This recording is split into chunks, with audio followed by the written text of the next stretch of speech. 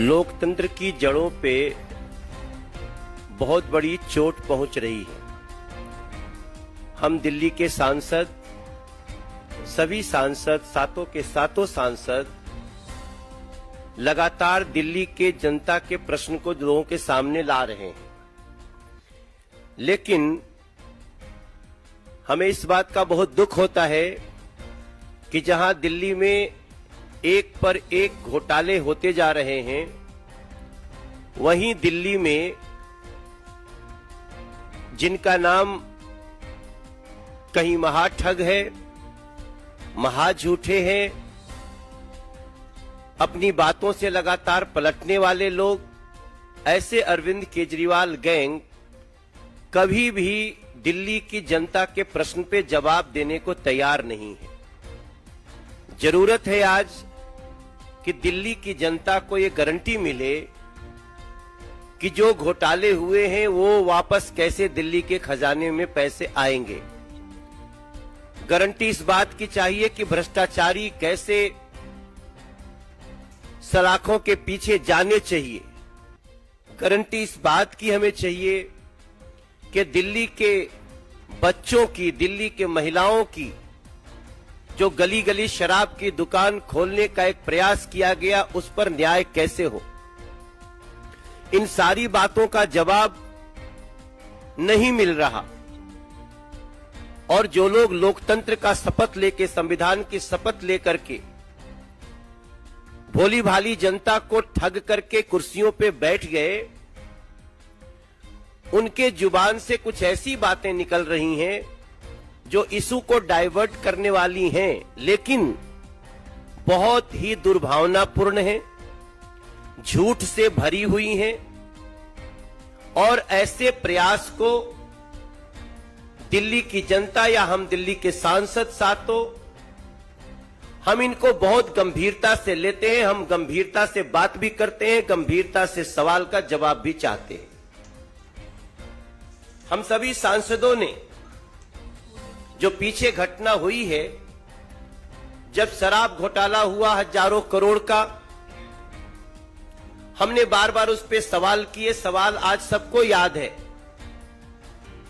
लेकिन उसका जवाब देने की बजाय देखा गया कि दिल्ली के अरविंद केजरीवाल गैंग, उनकी सरकार के कुछ कई चुनिंदा लोग, उन लोगों ने झूठे आरोप लगाए और बात ऐसी करी जो सबके लिए आश्चर्य का विषय बना हुआ है। उनके हालांकि जो स्टेटमेंट से बदलते गए, पहले कहते हैं बहुत अच्छा ये शराब का मॉडल है, रेवेन्यू मॉडल है, जब जांच शुरू होती है वापस ले लेते हैं, जब जांच में आगे बढ़ती है सीबीआई तो बोलते हैं ये एलजी दोषी हैं, फिर बोलते हैं मनीष सिसोदिया को खरीदने की बात हो रही है, फिर कहते हैं हमारे विधायकों को खरीदने की बात हो रही है।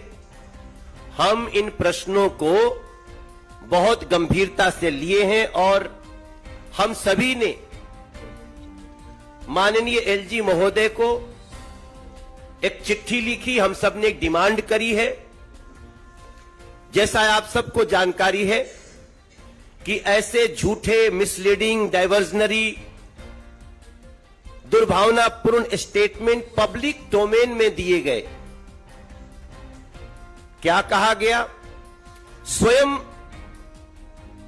दिल्ली के सीएम अरविंद केजरीवाल ने यह कहा कि डिप्टी सीएम श्री मनीष सिसोदिया और दूसरे जो आपके नेता हैं, उनको भारतीय जनता पार्टी ने खरीदने की कोशिश की। उन्होंने कहा कि आप एमएलए को कॉल आया, they got calls from BJP.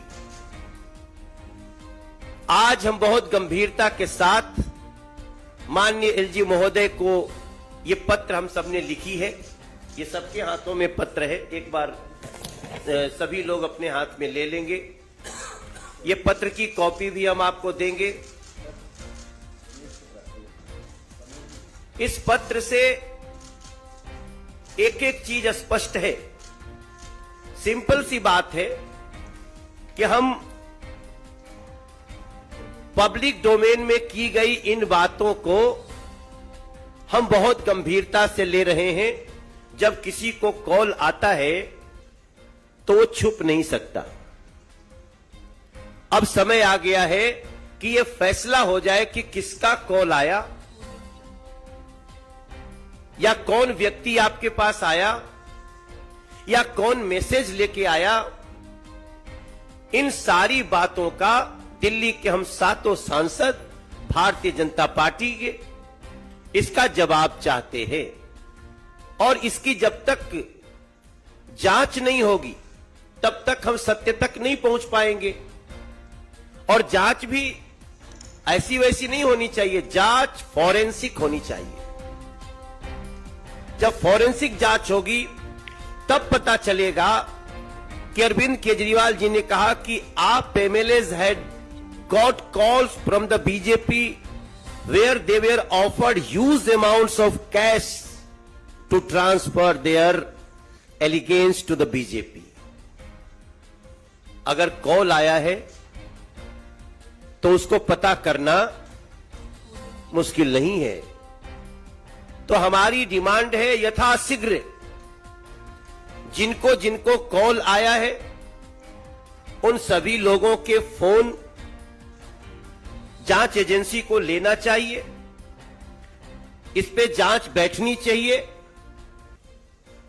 और दूध का दूध शराब का शराब हो ही जाना चाहिए। मेरे साथियों, मैं आपको यह बताते हुए मुझे बहुत दुख हो रहा है कि आप एमएलए को खरीदने की बात, कॉल आने की बात तो हुई, स्वयं दिल्ली के डिप्टी सीएम मनीष सिसोदिया ने कहा उन्हें पर्सनली कॉल आया। अब इस लाइन को कोई भी व्यक्ति सामान्य रूप से नहीं लेगा। एक डिप्टी सीएम को पर्सनली फोन आया, हालांकि तब तक तो यह पता था कि उनका फोन सीबीआई ने सीज कर लिया है, जैसा कि वो स्वयं बताए थे। लेकिन उनका कहना कि हमको पर्सनली कॉल आया, ऐसी स्थिति में हम इस बात की मांग कर रहे हैं सभी लोग कि आपके किस फोन पे कॉल आया, किस समय आया, किस नंबर से आया, या तो आप स्वयं बताएं, क्योंकि वो स्वयं बताएंगे नहीं। उनको तो झूठ बोलने की, मिसलीड करने की, सोसाइटी को उनको बांटने की, लोगों में नफरत फैलाने की होड़ लगी है। लेकिन इसका जांच, फॉरेंसिक जांच हो, ऐसा हम सभी ने माननीय एलजी साहब को पत्र लिखा है और हमें पूरी उम्मीद है कि इस पर ऐसी जांच होगी जिसके कारण इस दिल्ली की जनता का जो भ्रम है वो दूर होगा। हम चाहते हैं स्पष्ट हो। भारतीय जनता पार्टी न तो कुछ छुपाती है और ना तो किसी को छुपाने का मौका देगी। सवाल है शराब घोटाले का।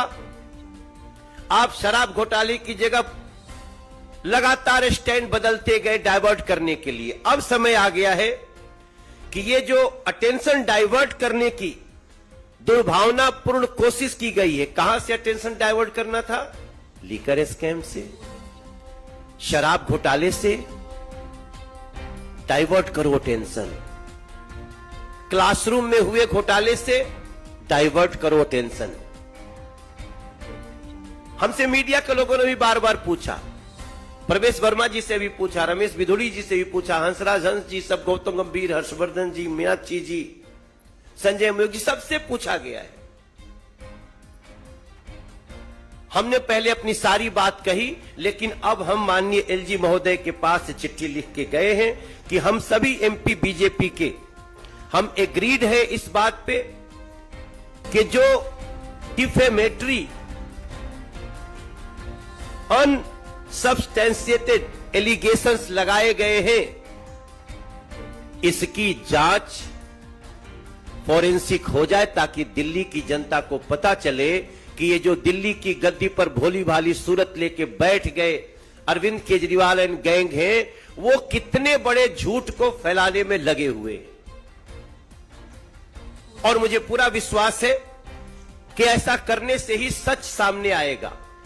और मैं एक बार फिर से दोहराऊंगा कि जो सच है उसको आज की कोई आवश्यकता नहीं, और मैं समझता हूं ये पत्र दिल्ली की जनता का भ्रम दूर करेगा।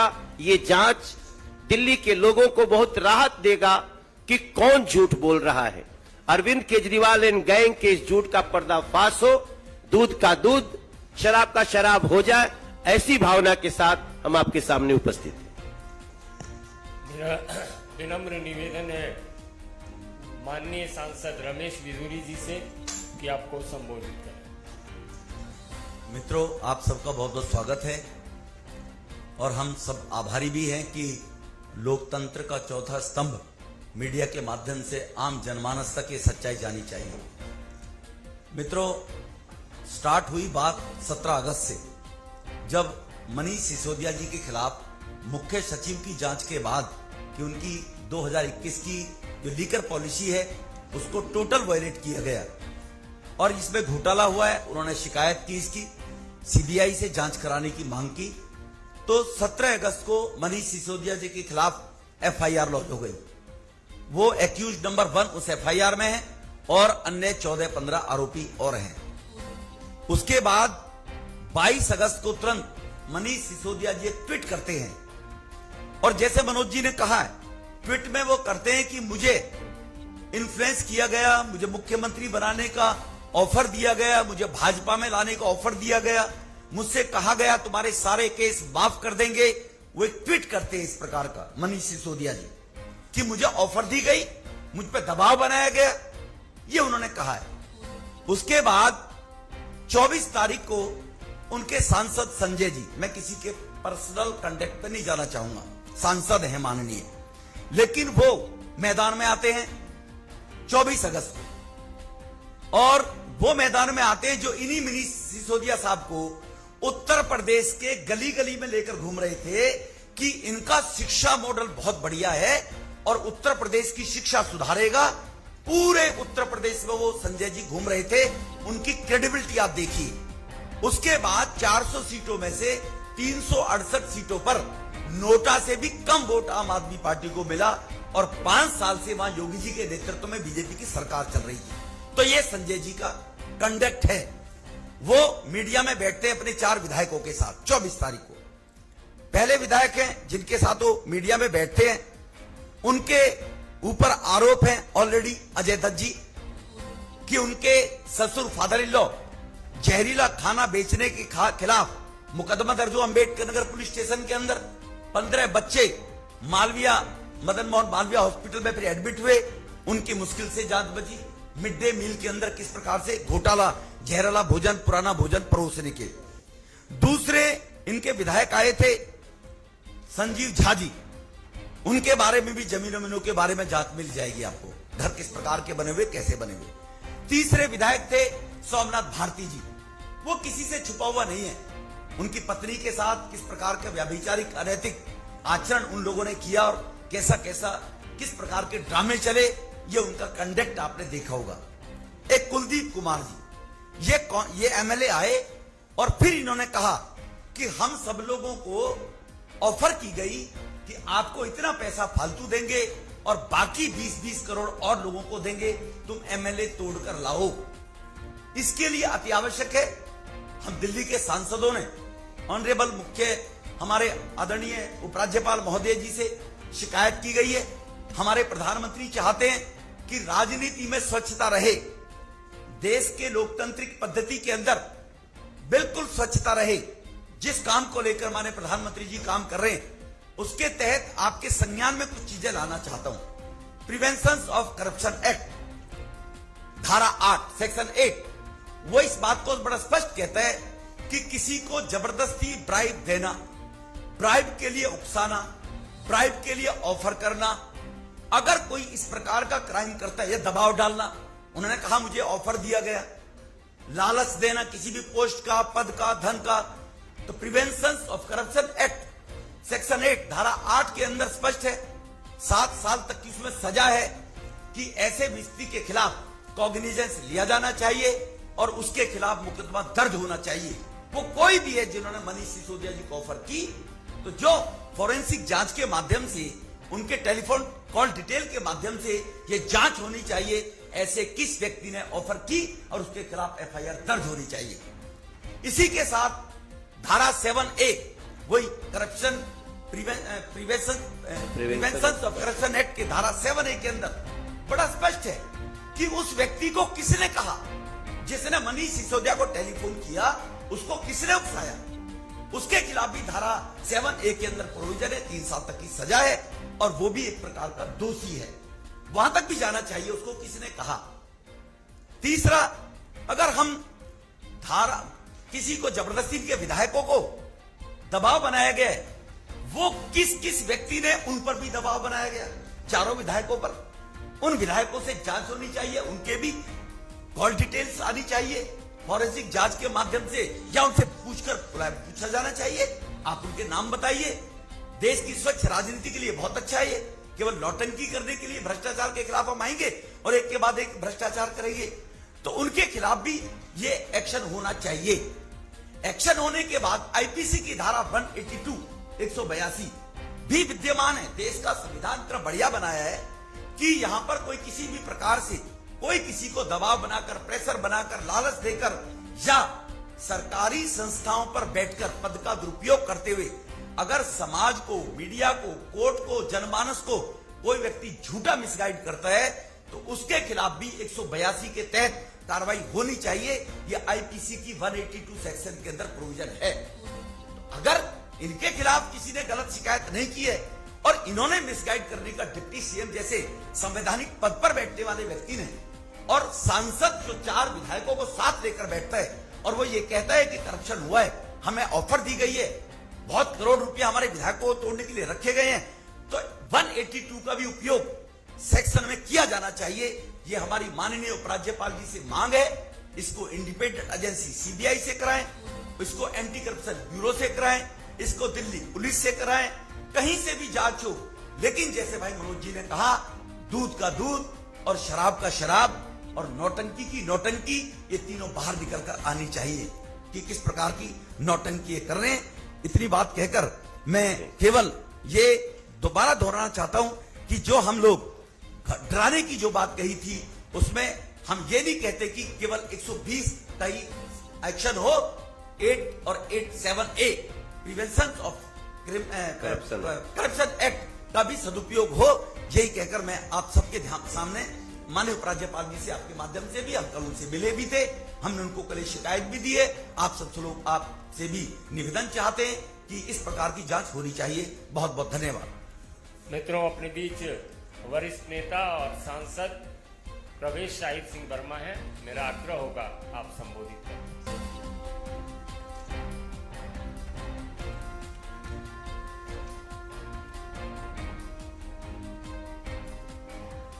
दिल्ली विधानसभा में ये एक बहुत बड़ा ड्रामा चल रहा है। मैं मगर दिल्ली के मुख्यमंत्री को इस बात के लिए बधाई देता हूं कि शराब घोटाले में लिप्त होने के बाद भी जो आपकी स्ट्रेटेजी थी कि हम दिल्ली और देश की जनता का ध्यान भटका देते हैं और पूरे मुद्दे को डाइवर्ट कर देते हैं, उसमें वो थोड़ा बहुत सफल हुए हैं। इस पूरी स्ट्रेटेजी के लिए, इस पूरे ड्रामा के लिए मैं श्रीमान अरविंद केजरीवाल जी को बधाई देता हूं। ये ऐसे लोग हैं जो खुद को ही थप्पड़ मारते और उसके बाद में रोते हैं, उसके बाद में चिल्लाते हैं, उसके बाद में कहते हैं कि मुझे थप्पड़ किसने मारा।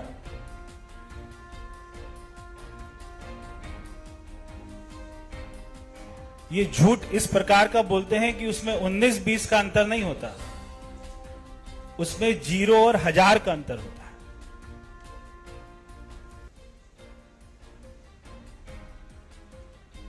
देश का नहीं, दुनिया का सबसे अच्छा शिक्षा मॉडल भी इन्हीं के पास है,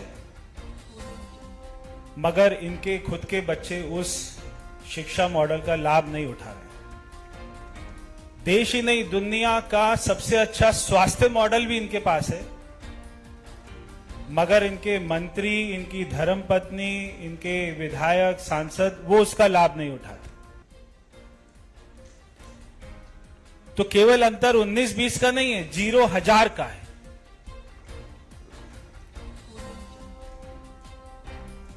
मगर हमें बहुत ज्यादा दुख हुआ है और हमें पीड़ा हुई है कि हमारे दिल्ली के सांसदों को किसी ने खरीदने की कोशिश की है।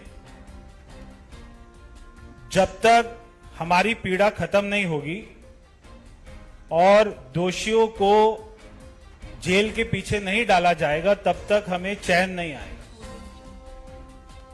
क्योंकि वो दिल्ली के विधायक हैं। अगर हमारे विधायकों को अगर किसी ने खरीदने की कोशिश करी, इतनी जुर्रत करी,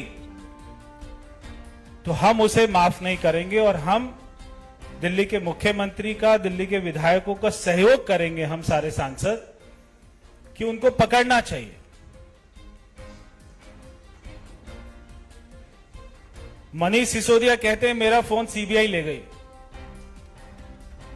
और 2 दिन के बाद कहते हैं मेरे फोन पर मैसेज आ रहे हैं, कॉल आ रही है कि आप बीजेपी ज्वाइन कर लीजिए।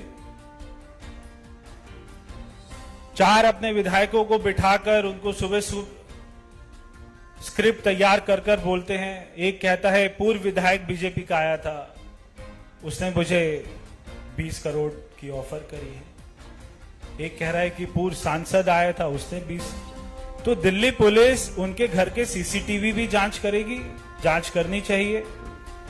उन सबके मोबाइल भी जब्त करेगी कि कहां मैसेज आए थे, किसके कॉल आए थे, उसकी जांच होनी चाहिए।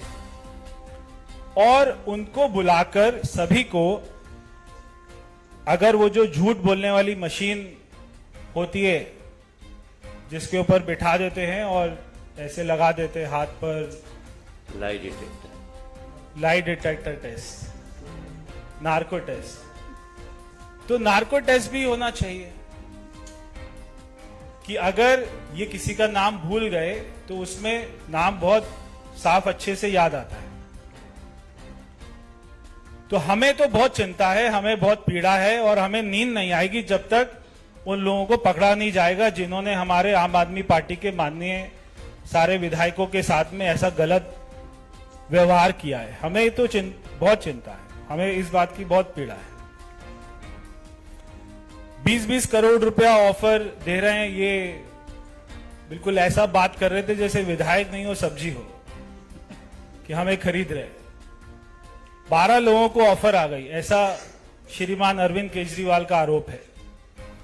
उसके बाद में दुनिया के इतिहास में पहली बार ऐसा हुआ है। बार बार केजरीवाल जी बोलते दुनिया के इतिहास में पहली बार दिल्ली में ऐसा हो रहा है। तो दुनिया के इतिहास में पहली बार ऐसा हुआ कि जिसके पास में 90% सीटें आई हैं, वो अपने ऊपर ही विश्वास प्रस्ताव लेके आ रहा है, अविश्वास प्रस्ताव लेके आ रहा है। वो खुद ही जो वहां कर हमारे बेचारे गिने चुने 8 विधायक हैं, उनको तो निकाल देते हैं, चलो इनको निकालो मार्शल को बुला के। अब वो 62 ही बचते। 62 में जिस असेंबली में केवल 62 आम आदमी पार्टी के विधायक हैं, वहां पे अरविंद केजरीवाल को अपने विधायकों पर विश्वास नहीं कि नहीं अविश्वास प्रस्ताव तो आना चाहिए, हम तो लेके आएंगे। मुझे जब तक ये मेरे अपना समर्थन में वोटिंग नहीं करेंगे, मुझे विश्वास नहीं इन पर। उनको लग रहा है इन्होंने ले लिए पैसे, अभी ये उल्टा वोटिंग कर सकते हैं, तो वो अविश्वास प्रस्ताव जरूर लेके आए। फिर उसके बाद में मनगढ़ंत कहानी बनाकर एलजी साहब के ऊपर में उन्होंने अपना दोष कर दिया है।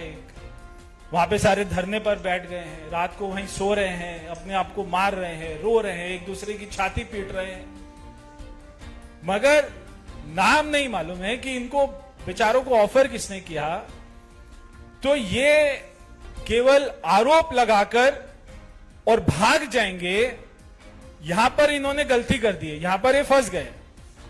यहां पर पूरे 12 के 12 विधायक जो कहते हैं हमारे पास फोन आए थे, अब ये फंस गए, क्योंकि ये एक बहुत गंभीर मामला है। जैसा रमेश जी कह रहे थे, मनोज जी कह रहे थे कि रिश्वत देना और रिश्वत लेना दोनों ही खतरनाक है और दोनों क्राइम है संविधान में। तो आपको तो अब आपके दोषियों को तो सजा मिलेगी, ऐसा मिल रही। तो अब इस पूरे मामले में हमेशा केजरीवाल जी बचकर क्यों निकल जाते हैं, क्योंकि दुनिया के इतिहास में ये पहली बार है कि एक ऐसी सरकार है जिसके मुख्यमंत्री के पास में कोई विभाग नहीं है। अब जब मनीष सिसोदिया को शिक्षा मंत्री बनाया, उप मुख्यमंत्री बनाया, तो वो बहुत खुश थे कि मुझे इतनी जिम्मेदारी मिली है, मगर उनको पता नहीं था कि आपको फंसाने वाले हैं, क्योंकि साइन खुद नहीं करते मुख्यमंत्री। अभी एलजी साहब ने उनकी फाइलें वापस करी ये बोलकर कि आप इस पर साइन करके भेजिए, मुख्यमंत्री के साइन करके भेजिए। केवल इतना लिख देना कि मुख्यमंत्री ने फाइल को देख लिया है ये काफी नहीं है, क्योंकि उन्हें मालूम है कि अगली बार एक मंत्री को और फंसा देगा। अभी बेचारे सत्येंद्र जैन जी जेल में हैं पिछले कोई 4 महीने से, तो उनकी हालत तो मुझसे अपना देखी भी नहीं जाती है कि दिल्ली के हेल्थ मिनिस्टर हैं और उनके बेचारे की खुद की हेल्थ इतनी खराब है और उनकी याददाश्त भी खत्म हो चुकी है। उन्होंने कहा सारी जांच एजेंसी को कि मेरी याददाश्त तो कोविड में चली गई थी, अभी मुझे कोई याद ही नहीं है क्या हवाला हुआ, कितना सारा करोड़ों का लेन देन हुआ। तो केजरीवाल जी हर फाइल पर साइन जब करना शुरू कर देंगे तो अगली बार ना तो सत्येंद्र जैन जेल जाएगा ना मनीष सिसोदिया जेल जाएगा, अगली बार केवल अरविंद केजरीवाल जी जेल जाएंगे। तो मेरी आज हमारे उप मुख्यमंत्री को एक मेरी मित्र के नाते एक उनको फ्रेंडली एडवाइस है कि आप थोड़ा अनुलोम विलोम करना शुरू कीजिए। आप थोड़ा कपाल भाती, भस्त्रिका और ओम का उच्चारण करना शुरू कीजिए, क्योंकि तिहाड़ जाते ही आपकी याददाश्त भी अगर चली गई तो जांच एजेंसियों को दिक्कत आएगी और उप मुख्यमंत्री को इतनी सुविधाएं नहीं मिलती हैं तिहाड़ जेल में। तो अगर आप अभी से अपने स्वास्थ्य का ख्याल रखेंगे तो मुझको उम्मीद है कि कुछ सालों के बाद में जब आप आएंगे जेल से अपना सजा काटकर, तो आप दिल्ली में अपना पश्चाताप करके दिल्ली को कुछ अपनी सेवा देंगे। तो ऐसा मुझे विश्वास है। बहुत बहुत धन्यवाद। अब सांसद हंसराज हंस जी हैं, मेरा आग्रह होगा आप संबोधित करें।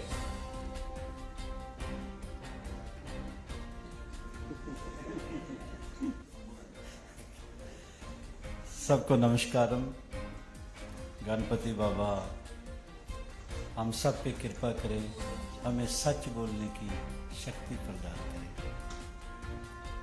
मेरे से सारे सीनियर हैं, मुझे समझाने वाले, जिनकी संगत में बैठ के मैं कुछ सीखता हूँ।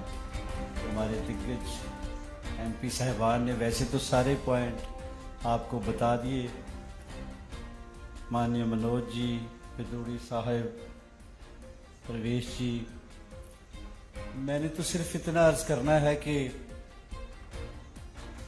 आम ही ये बात सबको मालूम है कि सच ना बढ़ता है ना कम होता है। झूठ को जितना मर्जी बढ़ा लें, लेकिन कभी ना कभी वो पंजाबी जी कहते कि 100 दिन चोर दा एक दिन साध दा, तो कभी ना कभी झूठ पकड़ा जाता है। अभी टेक्नोलॉजी के ज़माने में ऐसे ऐसा कमाल की है साइंस ने, इस ज़माने में झूठ बोल गए हैं, क्योंकि फ़ोन पे किसने किस वक्त बात की इसका रिकॉर्ड सारा होता है। 2-4 झूठ अजीबोगरीब उन्होंने बोले। एक तो प्राइस भी बता दी उन्होंने, कितनी 20 करोड़। जहाँ तो ये कहते कि जब तक बिके ना थे कोई पूछता ना था, तो उन्हें खरीद के मुझे अनमोल कर दिया। 20 करोड़ ला के तो लिमिट ही लगा दी है। तो हमारे पंजाब में एक बार ऐसा चला था, लीडर ने झूठ बोला जी हमारे एमएलए को खरीद रहा है इतने इतने कुछ करोड़ में। तो एमएलए बड़े परेशान थे, कहते यार सीधा संपर्क नहीं कर रहे हम हमसे।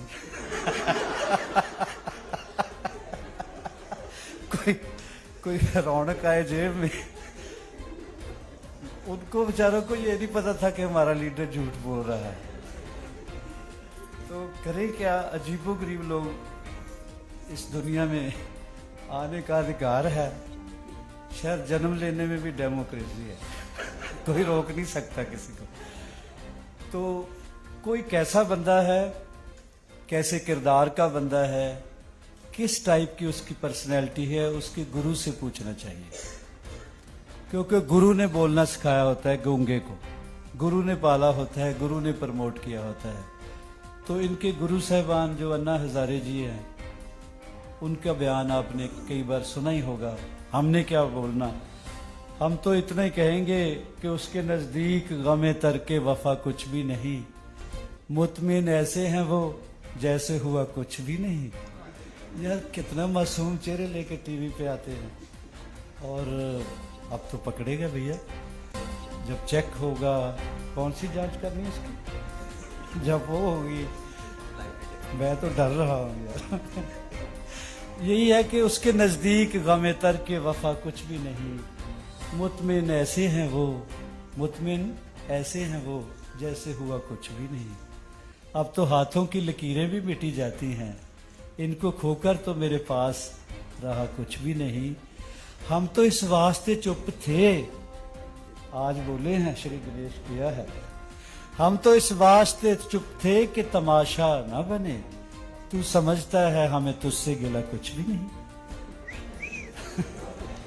तो अब इस अभी ये जो खत लिखा है, मोहब्बतनामा लिखा है, ये जो लव लेटर हम लिख रहे हैं, तो इसका जवाब और इसकी तफ्तीश, इसको एक एक यानी अक्षर को विचार करके इसको अंजाम तक पहुंचाना। वो ये ना कहे कि तुम्हारे ख़त में एक नया सलाम किसका था, वो था रकीब, नहीं तो नाम किसका था। तो हम अपना कोशिश कर रहे हैं, इस बार कामयाब भी हो जाएंगे। आपको थोड़े दिनों बाद पता लगेगा, लेटर भी पहुंच गया, कार्रवाई भी होगी, लेकिन ये नहीं होने देना कि हमने ख़त लिख के एलजी को पकड़ाया, उनके पीए ने आके दुखड़ा सुनाया, उनके पाँव में मेहंदी लगी है, वो आने जाने के काबिल नहीं है। आजकल ले आते हैं, कासद के सहारे नहीं, मालिक बचाए इनको इसने सख्त मौसम में सख्त जगह की सज़ा ना मिले। और हमें सच बोलते रहना चाहिए, झूठ कभी ना कभी पकड़ा जाता है। ये हमारे पैगंबरों, गुरुओं, पीरों ने, जितने भी रूहानी रहबर आए हैं, उन्होंने बताया तो है, लेकिन ये सियासत है, सियासत में मजबूरी तो नहीं है झूठ बोलने की, लेकिन दुकानें चल रही हैं कुछ झूठ के सहारे। शायद उनकी दुकान अब तक तो बड़ी फूलती रही, अब थोड़े से कुंडी लगने की टाइम आ गया है।